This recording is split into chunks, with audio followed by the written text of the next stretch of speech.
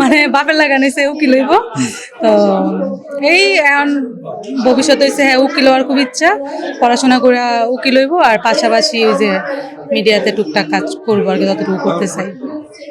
সামনে কি মানে আমার আপকামিং কি আছে দিশার জন্য, যেটা হচ্ছে খুবই মানে যেটা দর্শক অনেক বেশি অবাক হয়ে যাওয়ার মতো, এমন কি আছে?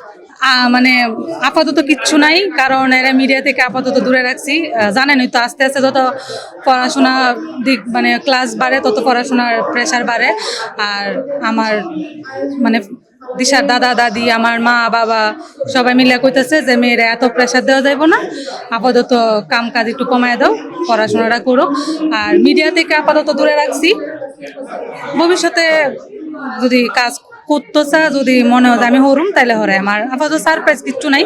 সারপ্রাইজ একটা আছে, আমি আমার দিশার নতুন ব্র্যান্ড একটা শোরুম ওপেন করতেছে, শোরুম খুলতেছে। শোরুমের নাম হয়েছে দিশাস ড্রিম। 20-21 তারিখে এটা উদ্বোধন হবে।